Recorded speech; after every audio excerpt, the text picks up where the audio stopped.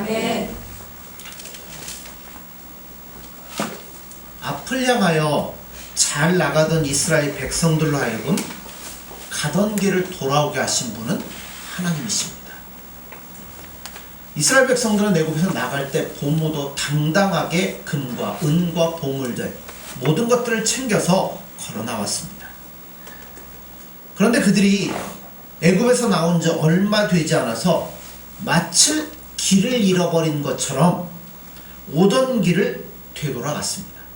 그리고 앞으로도 좌로도 우로도 나아갈 수 없는, 더 이상 나아갈 수 없는 막힌 길로 가서 거기에 멈춰 섰습니다. 이 모습을 바로가 보고 화가 나기 시작했어요.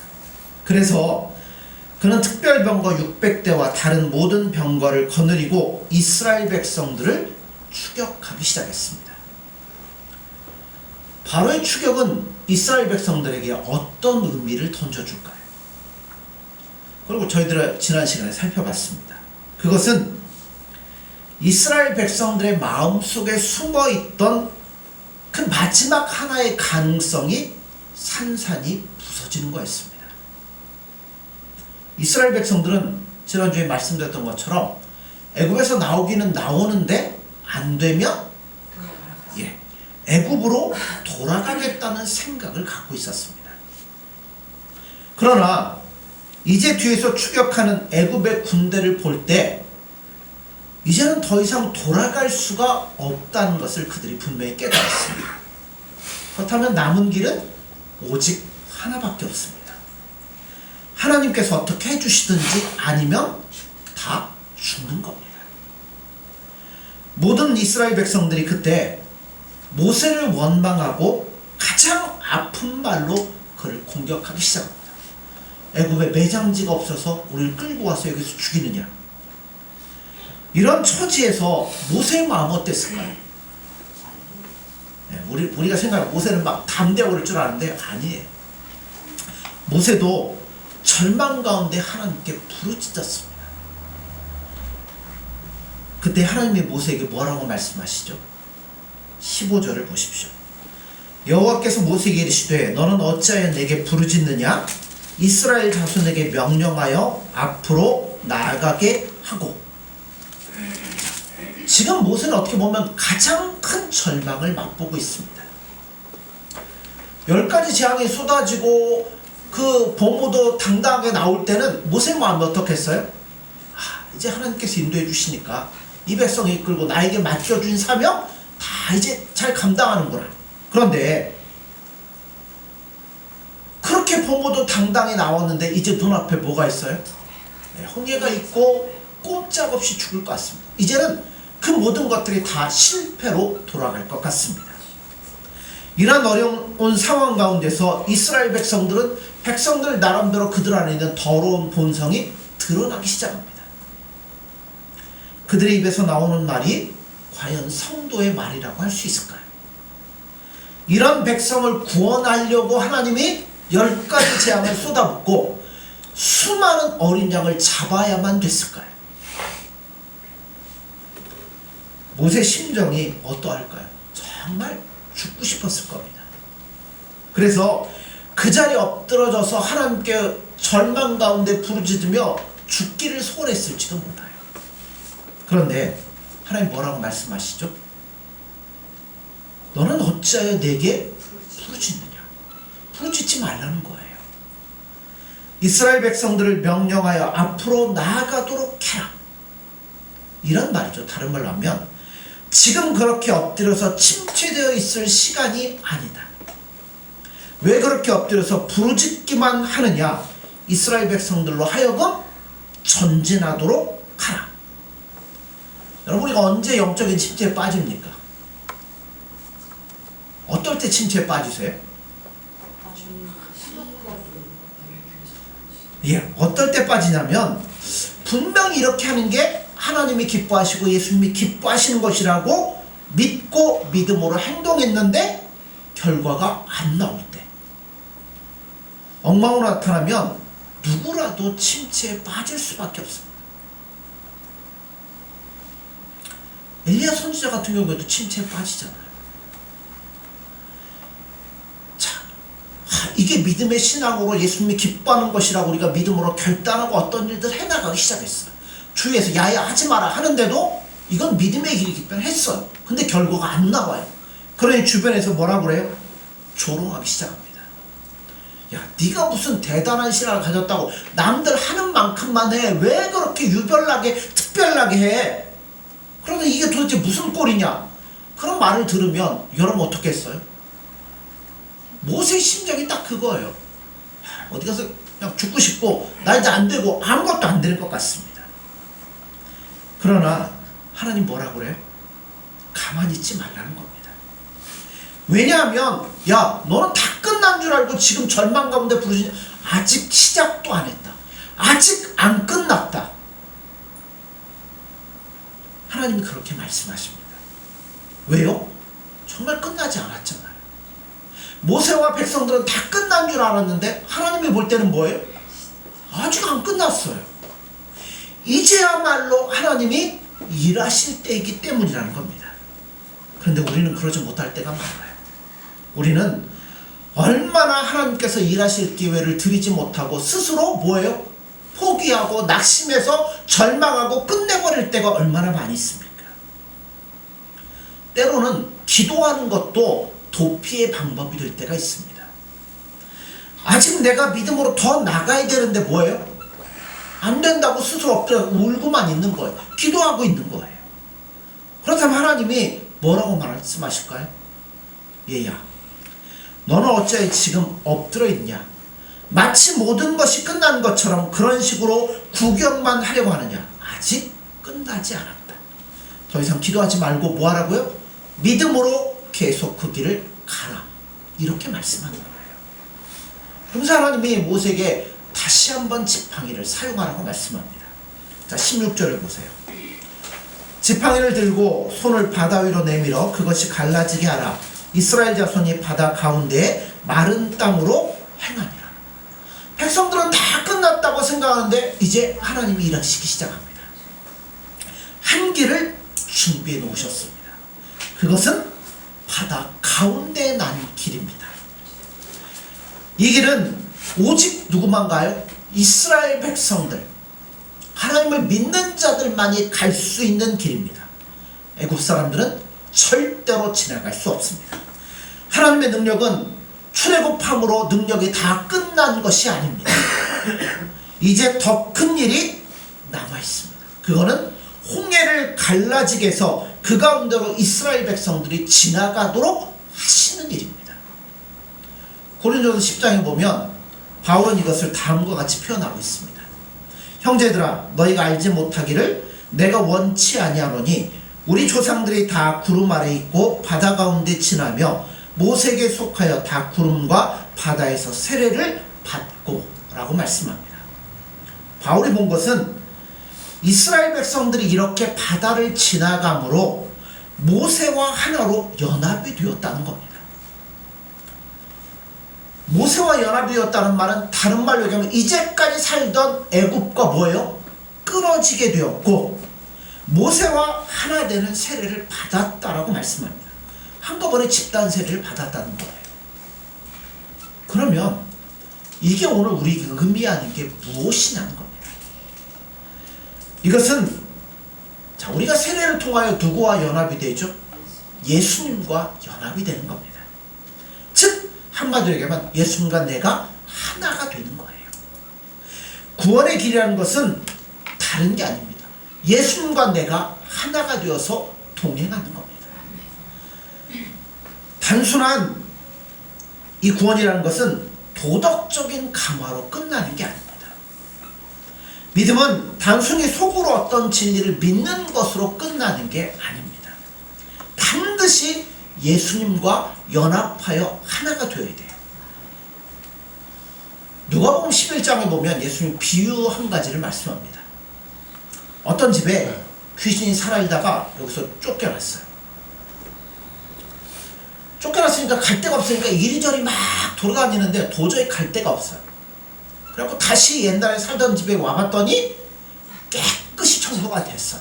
그랬더니 어떻게 해요? 나가가지고 7 귀신을 더 데리고 와가지고 그 집에 유하니까 그 집의 형편이 처음보다 더해지기 시작했습니다. 이게 무슨 얘기예요? 쫓아냈으면 뭐 해야 돼요? 주인이 거기에 자리를 잡아야죠. 주인이 없으니까 뭐예요? 더 악하게 들어온다는 겁니다. 우리가 믿는다고 할 때 그것은 일시적인 도덕적인 감화로 끝나는 게 아닙니다. 물론 우리가 예수님을 믿으면 남들보다 더 예수님 말씀대로 살려가다 보면 깨끗해지고 윤리적일 수 있어요. 나에게 어떤 나쁜 습관이 있었는데 내가 예수를 믿고 교회 다님으로 그것이 덜하게 되는 경우도 얼마든지 나타날 수 있습니다. 선해질 수 있어요. 나쁜 습관을 버릴 수 있어요. 많은 경우에 일시적으로 복음의 도덕적인 감화를 받고 사람들이 변화되고 깨끗하게 살아갑니다. 근데 그게 다는 아니에요. 여러분 속지 마십시오. 그것이 결코 더 좋아지지 않습니다. 그 사람은 반드시 나중에 뭐예요? 나빠질 수밖에 없습니다. 왜냐하면 그릇된 것을 믿고 있기 때문에 그렇다는 겁니다. 그는 자기에게 새 주인 예수님과 연합되어 내가 그분과 동행하고 내가 그분을 사랑하고 그분과 하나 되어 나가지 않는 이상 우리가 도덕적으로 좀 깨끗해졌다고 여러분 예수님 믿는다고 교회 다닌다고 조금 나아졌다고 여러분 그거 아니라는 거죠. 예수님이 내 안에 계시지 아니하면 우린 또다시 세상에 농락당하고 사탄의 노예가 되어 이전보다 더 악하게 될 수 있다는 겁니다.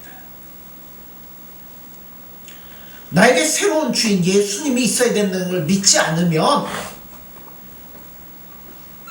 좋지 않은 증세만 없어진다고 해서 여러분 믿음으로 할 것이 다 끝난 게 아니라는 겁니다. 많은 사람들이 그러죠. 교회 다니면서 여러분 주일날 빠지지 않고 봉사하고 헌신하고 헌금하고 뭐 나쁜 거 안 하고 그러면 믿음으로 할 것 다 끝났다고 생각하는데 아니에요. 내가 예수님과 연합되지 아니하면 그분 사랑하고 동행하지 아니하면 여러분 아무것도 아니에요. 그러나 이 세상에는 여러분 그 예수님 없는 그런 것은 여러분 사실 존재하지 않습니다. 예수님 없이 살다 보면 언젠가는 자신의 그 잘못된 믿음에 대한 값비싼 대가를 치를 수밖에 없을 때가 분명히 다가오는 겁니다. 거짓된 것을 믿기 때문에 처음에는 좋은 것처럼 보일 수 있어요. 예수님 그러잖아요. 천국에 대한 비유 얘기하면서 나더러 주여 주여 하는 자마다 다 천국에 가는 게 아니라고 그랬어요. 거기 보면 어떤 자들이요? 귀신들을 쫓아내고 병든 자를 낫게 하고 여러분 선지자 노릇하고 그것도 아니라고 주님 말씀하잖아요. 우리는 겉으로 드러난 몇 가지 현상이 전부 다 나아졌다는 것 때문에 거짓된 것을 참된 것으로 인정하는 경우들이 너무나 많습니다. 아유, 그렇게 보니까 일이 더 잘 되던데요. 마음의 위로가 되고 평화도 오던데요. 아니 교회가 부흥되고 사람들이 교회에 몰려들던데요. 아니에요. 속지 맙시다. 우리는요 겉으로 보이는 종교적인 게 중요한 게 아니에요. 내가 정말 예수님 사랑하고 그분이 아니면 안 되고 그분밖에 없다는 마음으로 철저하게 예수님만을 사랑할 때 그게 참된 믿음이고 주님이 인정하는 것이지요. 겉으로 드러난 종교적인 것 아무리 잘해도 천국 가면 뭐예요? 주님이 인정 안 하시면 그거 아무것도 아니라는 겁니다. 그러므로 여기를 채우셔야 돼요. 예수님으로 채우셔야 돼요. 다른 무엇도 아닌 예수님으로 채우셔야 된다는 겁니다. 만약 여기가 텅 비게 되면 나중에는 뭐가요?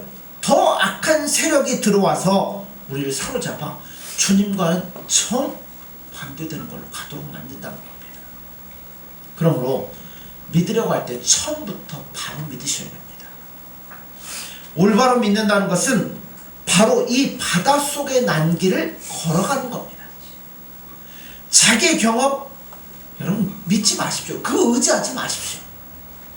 좋았던 경험만 붙들고 나는 야 이런 체험도 했고 이런 것도 했으니까 나는 구원받았겠지. 아니라는 겁니다. 그런 거 필요 없고요. 뭐 하라고요? 예수님과 연합되셔야 됩니다. 하나가 돼야 돼요. 내가 주님 안에 주님이 내 안에 살아야 된다는 겁니다. 많은 경우에는 어떤 특별한 체험이 예수님과 연합한 증거라고 가르칩니다. 뭐 입신을 하고 뭐하고 얘기를 합니다. 여러분, 그러나 그렇지 않습니다. 이건 어떻게 봐야 되냐면, 여러분, 내가 예수님과 하나 되고 예수님과 동행되어서 예수님의 뜻이 내 뜻이 되고 내가 예수님의 뜻대로 살아가면 어떤 일들이 발생되냐면 세상과의 관계가 정리가 되기 시작합니다. 성에 보면 여러분, 다윗도 세상과 이게 정리가 안 될 때는 뭐예요? 세상 따라갈 때는 하나님과 멀어지기 시작해요. 사울도 그러죠. 다 그래요. 내가 정말 예수님 사랑하면, 예수님이 내 안에서 나를 인도해 주시면 무엇이 없냐면 좋지 않았던 세상과의 관계가 정리가 되기 시작하는 겁니다. 이스라엘 백성들이 홍해를 건너므로 애굽과 끊어지고 모세와 연합하여 하나님과 하나가 되는 것처럼, 내가 예수님 안에 있으면 전에 그렇게 좋아했고 나에게 많은 기쁨을 주었던 관계들이 의미가 없어지기 시작한다는 겁니다. 오히려 예수님 앞에서 전적으로 썩고 부패했던 나 자신을 발견해야 되고 전적으로 예수님만을 의지하며 살아갈 수밖에 없게 된다는 겁니다. 그러다 보면 이제는 누구를 향한 마음이 불타올라요?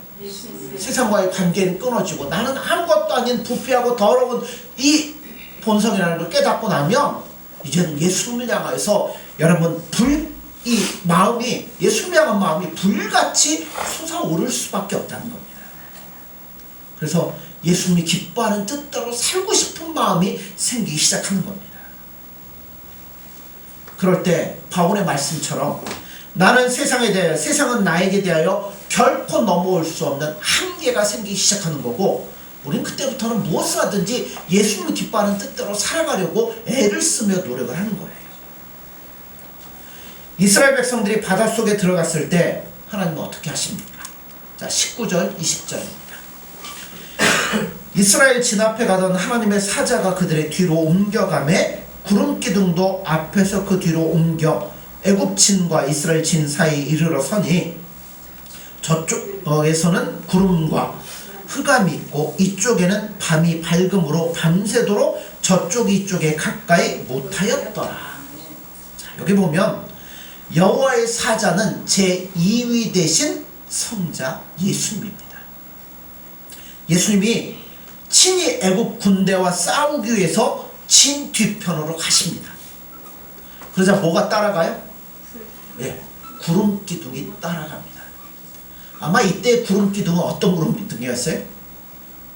아마 애굽 전체를 둘러싸가지고 아무것도 안 보이는 흑암 가운데 그들을 몰아넣는 겁니다. 깜깜하니까 뭐예요? 눈앞도 안 보이니까 갈 수도 없고 어쩔 수 없는 혼란에 빠져들기 시작합니다. 반면에 이스라엘 백성들은요, 환한 빛 가운데 그 길을 마음껏 걸어가는 겁니다. 이것이 구원받은 백성과 그렇지 못한 자들의 차이입니다. 구원받은 백성들은요, 지금 뭐하고 있는 상태죠? 쫓겨가는 상태잖아요. 그런 상태에서도 어떤 길을 걸어가요? 밝은 빛 가운데서 걸어가는 겁니다. 이들에게는 인도해주는 빛이 있다는 겁니다.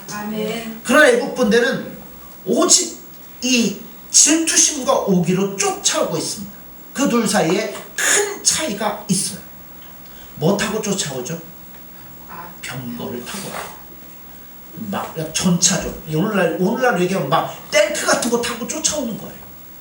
여러분, 아무리 좋은 병거가 있으면 뭐합니까? 탱크 있으면 뭐합니까? 바로 사용할 수 있어야죠.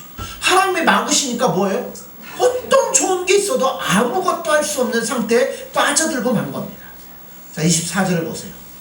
새벽에 여호와께서 불과 기름 가운데서 애굽 군대를 보시고 애굽 군대를 어지럽게 하시며, 자, 불 기둥과 구름 기둥 가운데 누가 계시다고요? 하나님께서. 거기서 뭐하고 계셔요? 애굽의 군대를 보고 계시다는 겁니다. 이스라엘 백성들은 하나님이 함께 하십니다. 믿는 자들에게는 예수님께서 함께 하십니다. 그렇기 때문에 바닷속의 마른 땅을 밟고 지나갑니다. 그러나 애굽인들은 자기 병거만 믿고 바닷속에 뛰어들어왔다가 더 이상 전진하지 못하고 밤새도록 거기서 뭐하고 있어요? 방황하며 혼란 가운데 겪고 있습니다. 많은 노력을 기울이지만 전혀 앞으로 나아가지 못했습니다. 자, 이제 날이 밝아옵니다. 새벽이 되어서 애굽인들이 깨달은 게 뭐예요? 상상을 해보세요. 홍해가 양쪽으로 벽처럼 딱 서 있습니다. 벌써 이스라엘 백성은 다 건너갔어요. 갔더니 한가운데인데 이제 뭐예요? 예, 앞으로도 뒤로도 갈 수가 없습니다. 자신들의 처지가 대단히 위험한 상태에 있다는 것을 깨닫기 시작했습니다. 바다 한가운데 그들이 서 있었던 거예요. 나중에 애굽인들이 이것을 깨닫고 도망치려고 합니다. 그때 하나님 뭐 하셔요? 모세에게 다시금 바다를 향하여 지팡이를 가리킵니다. 그러자 뭐예요? 서 있던 물이 합쳐져 버리기 시작합니다.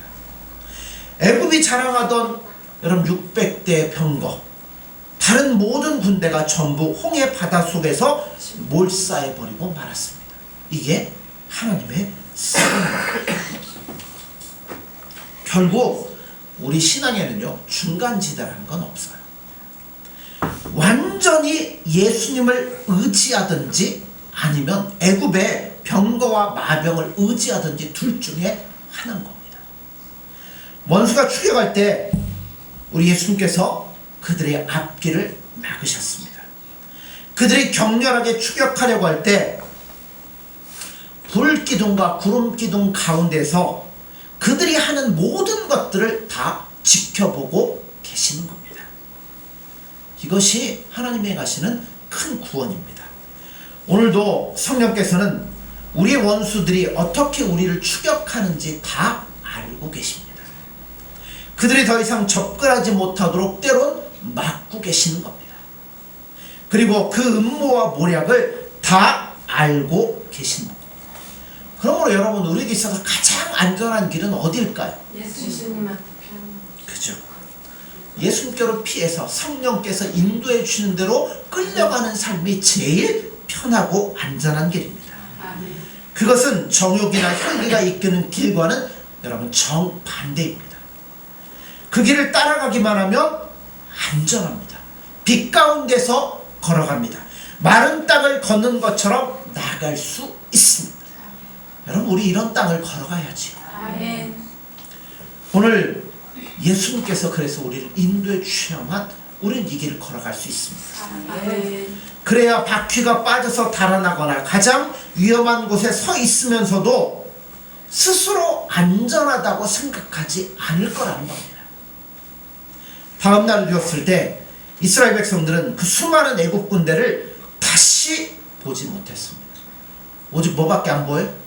둥둥 떠다니는 잔해와 시체밖에는 볼 수가 없었습니다. 이렇게 되고 난 이후에 이스라엘 백성들이 어떻게 했습니까? 자, 31절 보세요. 이스라엘이 여호와께서 애굽 사람들에 행하신 그 큰 능력을 보았으므로 백성이 여호와를 경외하며 여호와와 그의 종 모세를 믿었더라. 믿음은요, 한 번의 신앙 고백으로 끝나는 게 아닙니다. 아멘. 실제적으로 세상과 끊어지고 예수님과 하나가 되셔야 돼요. 우리가 오직 예수님만 섬기기로 할 때 큰 신앙의 위기가 다가올 수 있습니다. 그러나 그때가 바로 예수님이 싸우실 때입니다. 아멘. 그러므로 여러분, 도망치지 마십시오.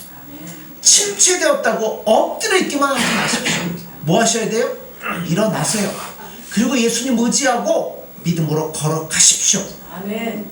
왜냐하면 하나님, 예수님의 싸움이 이때부터 시작될 것이기 때문입니다. 아멘. 얼마나 신나가 있습니까? 그거 보면서 이스라엘 백성들, 저도 그 자리에 있었으면요, 얼마나 기뻤을지 몰라요. 빛 가운데 그 길을 걸어가고 바닷가 끝에 이제 땅 위에 올라가서 그것이 합쳐지는 광경을 볼 때, 이야, 얼마나 놀라겠어요. 주님이 우리를 위해 일하십니다. 그러므로 이 길을 믿음으로 나아갈 수 있는 저와 여러분들이 되어지기를 간절히 소원합니다. 아멘. 기도하겠습니다. 예수님, 사랑합니다. 또한 감사합니다. 저희들이 때로 믿음으로 주님 앞에 결단하며 믿음으로 살기 위해 노력하지만 때로 우리 앞에 놓여있는 어려움 가운데 절망하며 실망할 때가 많습니다. 오늘 본문을 통해서 주님 말씀하는 것처럼 저희들 침체되고 낙심되어 엎드려 있을 것이 아니라 믿음으로 예수님을 의지하며 한 걸음 한 걸음 나아갈 수 있도록 도와주옵소서. 이 길 끝에는 언제나 예수님 우리와 동행하며 우리가 할 수 없을 때 우리를 위하여 일하시고 계심을 바라볼 수 있도록 도와주셔서 통파 많고 험난한 세상 가운데서 예수님과 하나 되어 기쁨으로 이 길을 걸어갈 수 있는 저희들이 되도록 함께하여 주옵소서. 예수님의 이름으로 기도드립니다. 아멘. 아멘.